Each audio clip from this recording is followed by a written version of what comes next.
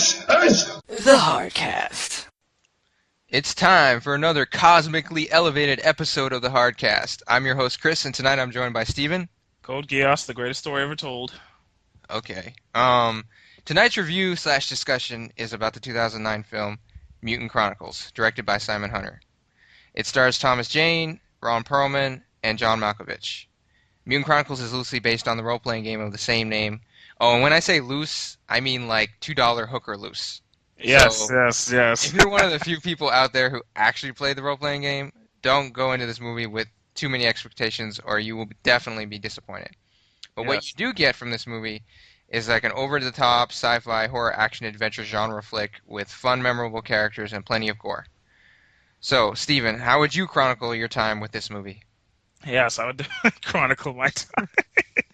Well, it was not definitely time wasted because this movie, as opposed to being the game side of it, where some people would be disappointed, to those who never played the game, this movie was fantastic. Okay, I didn't play the game. Chris did, but for me, the movie was spectacular. I mean, stunning visuals, great actors, tremendous action, good comedy, good realism. When I say realism, I mean like cursing and drinking. You mean mature? It was at a mature feel. Yes, maturity. It's definitely not for kids. I'll tell you that right now. Rated M. Although I would have loved this movie as a kid, but yeah, go ahead. Yeah, sneaking into the theater. But definitely, that's the kind of demand this movie requires, because this movie was very, very, very good, top of the line, enjoyable all the way through. Not a single boring part. We had tons of actors, and they all played their own roles, and they're very unique. We have Major Mitch, who was our hardcore, kick-ass, take questions later guy, where nothing would bother him. He would curse you out, do whatever it takes to get the job done. Yeah, he's the resident badass.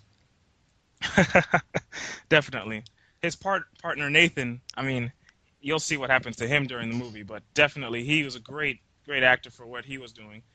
You'd have Sean Pertwee plays Nathan. He's in a lot of these types of movies. Yeah, he's a good actor. Brother Samuel was the shining factor in this entire movie, man. He was so good. Him, his partner, how he played everything. He was the lead captain for what's going to happen during the movie. But for how he did it, I mean, he looks the part. He speaks the part.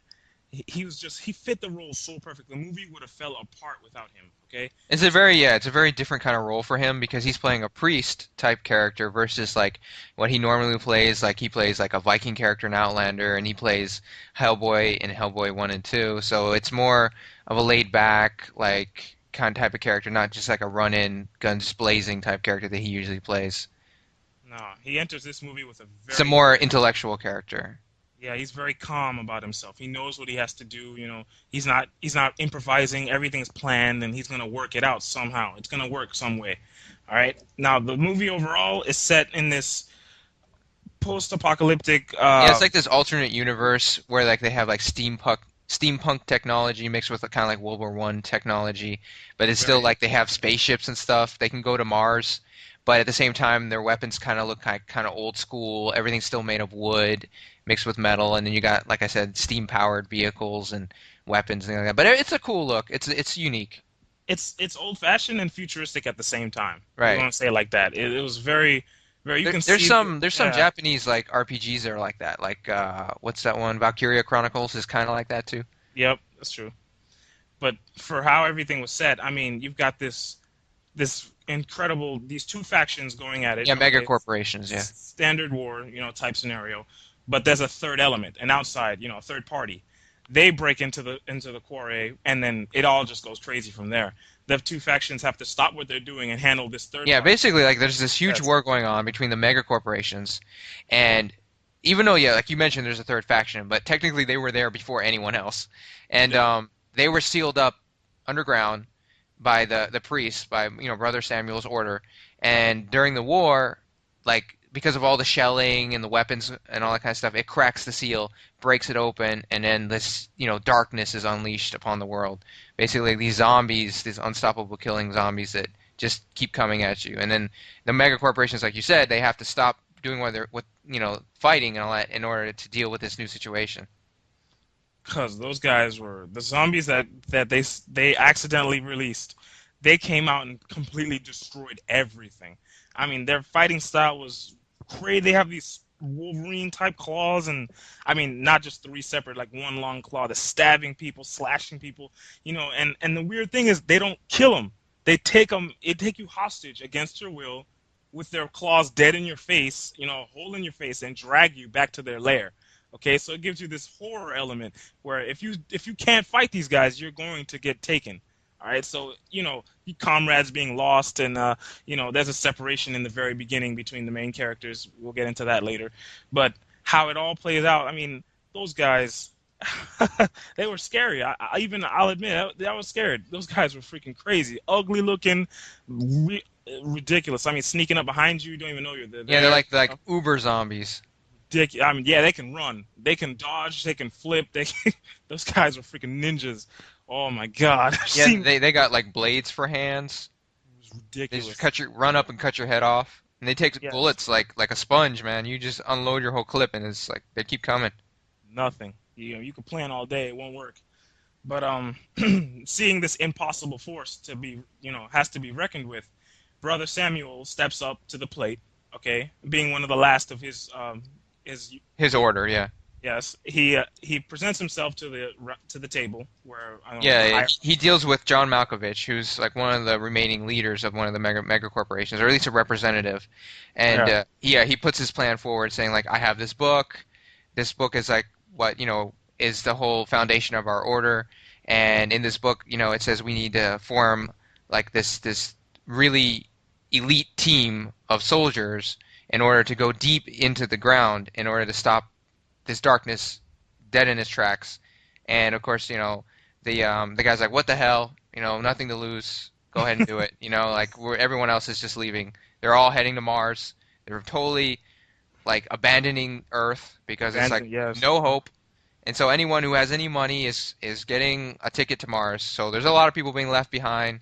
So like these tickets to Mars are like crucial. Like people are killing for these things.